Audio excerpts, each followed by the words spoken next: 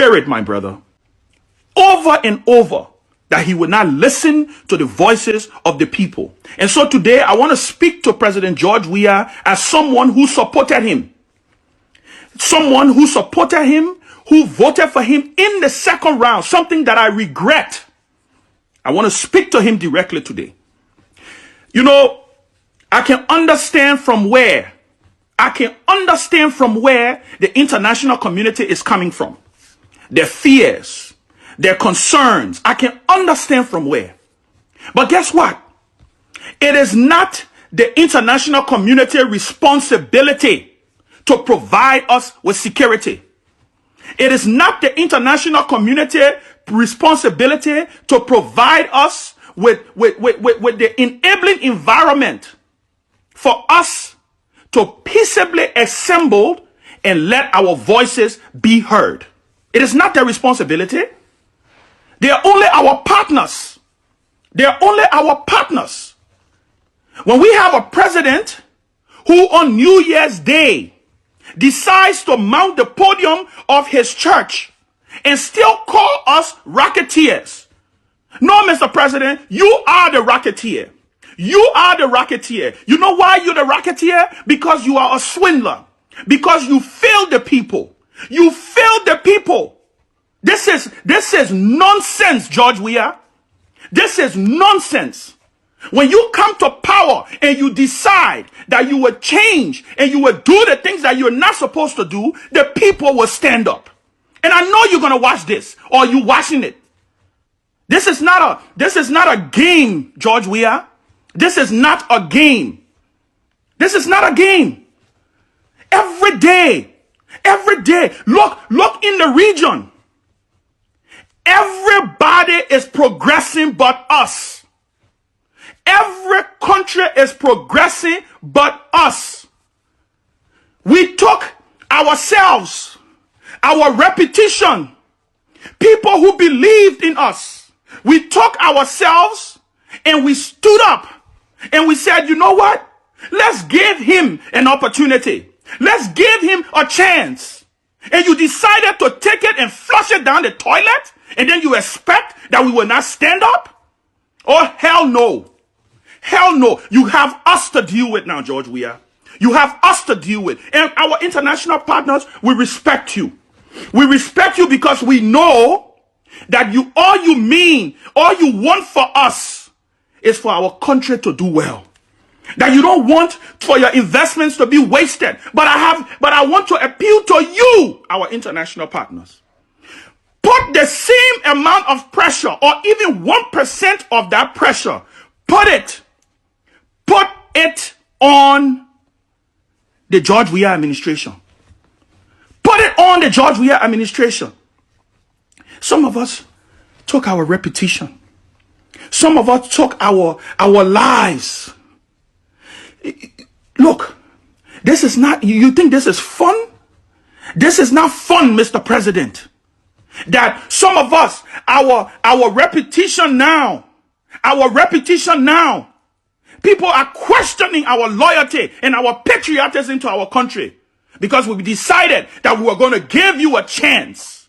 Or you come, you're stealing up the country. You're building your homes. You're doing all of these things, not because you care for your country. This is nonsense. This is nonsense. January 6th. If you are man, turn your guns on the people. If you call yourself man, turn your guns on the people. Then you will know. You think the international community will side with you if you turn on the people? Go and ask Hosni Mubarak. Go and ask Hosni Mubarak. Hosni Mubarak was America's greatest ally in the Middle East. He was America's greatest ally in the Middle East, George Weah, until the people came into Tahrir Square. You think this is a game? You think this is a joke? You think this is a boys club? You are governing a country. You are governing a country in the 21st century. All you do You get up in the morning, you get dressed. You are more interested in the trappings of the job than actually doing the job. What did we do wrong? What did forget me. Forget me. What did the ordinary woman in West Point do wrong to believe in you? What did she do wrong to believe in you, George Weah? What did she do wrong? That today, we the people, what is wrong with you? What is wrong with you? Do you think leadership is about standing up and pumping your chest to the people? You don't know that all power is inherent in the people?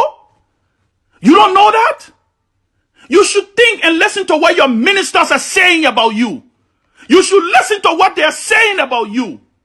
You should listen to what your party chairman said about you. You think this is a joke? You think this is a joke? Good people put their characters on the line. Many people came out and said, you know what? Maybe this guy is just going to prove us all wrong. Maybe he's going to, maybe he's going to do something that ultimately our country will say, yeah. Are you kidding me? You come to power. What do you do? You come to power. What do you do? It's like you came with a vengeance. You came with a vengeance to break everything down. Everything down. You came with a vengeance to break it down. You flying private jet. George, we used to fly commercial together. We used to meet many times on the plane. Many times we used to see on the plane. So all of a sudden now, you are such a big security threat that you can't fly commercial anymore. What is this? And you sit around, you've built a network of thieves. A network of thieves and sycophants. I said to you, build a network of truth tellers around you. There will always be sycophants. There will always be sycophants who will come and tell you, oh, this. There will always be sycophants. All of them, there will be sycophants. But there also have to be a group of people who you can go back to and you can say, hey man, what's going on?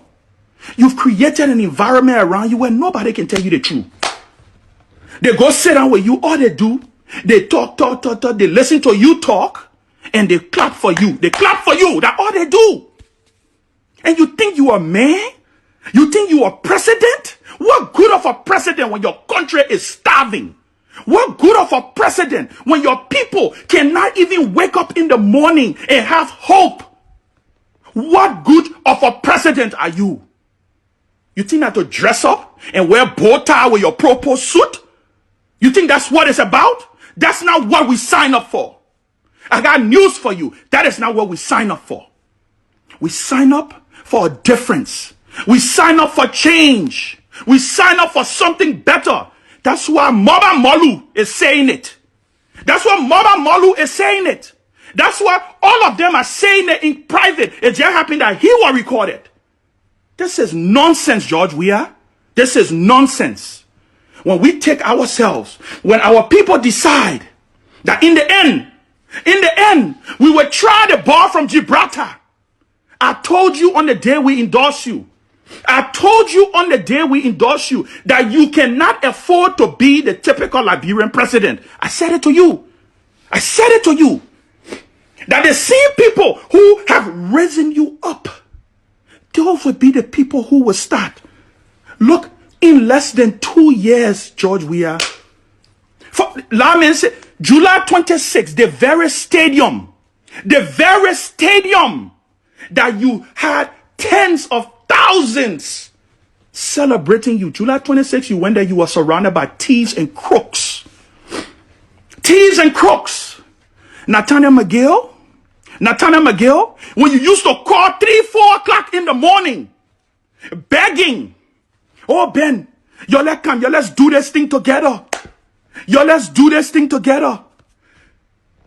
Where are you today? Can you even look yourself in the mirror? Can you look yourself in the mirror and recognize who you are? This is bullshit. That's what it is. I'm sorry, but I'm a little, some of us may never regain. Some of us will never regain the trust and confidence that a lot of people have for us. But you know what? We are committed. We are committed. We are committed to fighting for this redemption. Even if, I keep warning you, you in the 21st century. You in the 21st century. I don't have to be physically in Liberia to stand up and fight for change. All I gotta do is to do what I'm doing now. Make calls. Do the things that we need to do. The very international community you run into, you think they're gonna stand by you? Try it on Monday. Try it on Monday. You get, what are you gonna do? Oh, you're gonna call Rufus Nouvel. That other crook. And I'm waiting for him to attack me. That other crook. Or you're gonna call your buffoon, what her name? Eugene Fagon. What are they gonna say? What they're gonna say? They're gonna be the same people pointing to you and telling you the man was hard to listen. That's what they're gonna do. They're gonna be the same people coming and saying, oh, the man was too hard to, the man couldn't listen. Call Charles Ganke Taylor and ask him, in the last hours of his presidency, who was there with him? Go ahead and ask him. This was a man who was one of the most powerful Liberian leaders. Go ahead and ask him. He sits in a 6x4 cell today. Are they there with him? No, they're not. No, they are not, my friend. Who do you think you are? Who do you think you are, George Weah? This is sickening.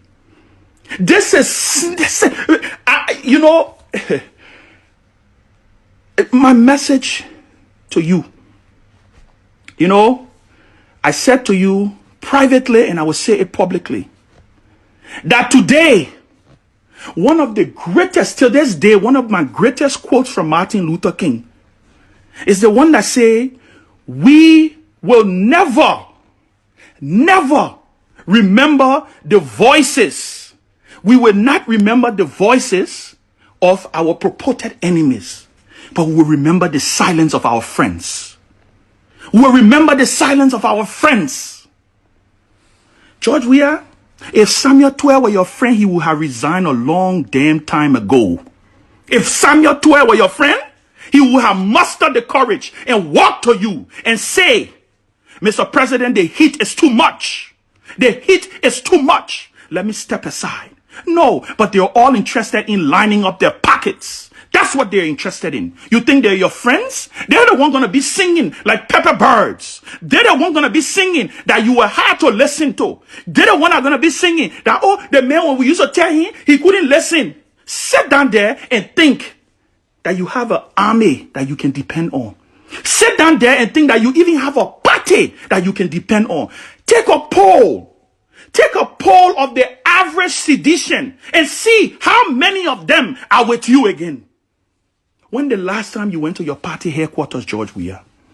When the last time you went to your party headquarters? When the last time you went to speak to that woman, Zekwe, the woman who was kissing your picture? When the last time you went there? You think the presidency is your inheritance? It's not. We the people.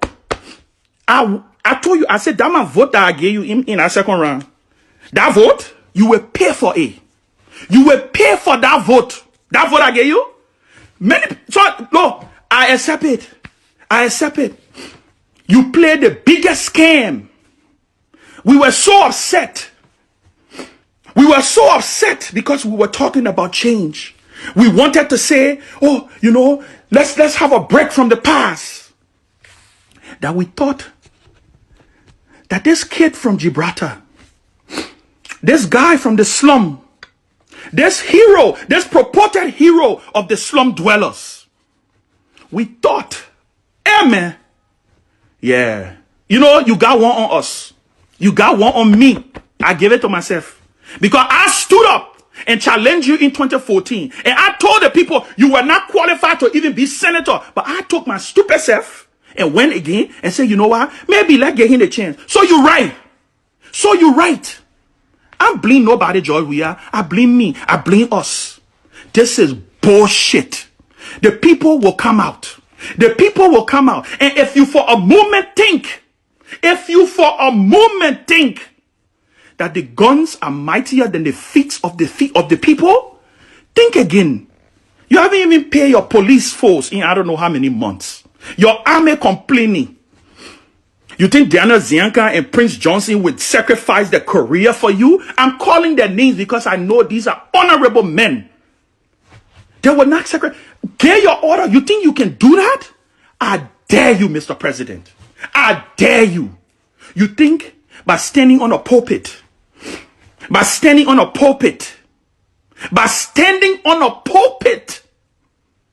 insulting your people, and then they're sitting down and they're clapping for you.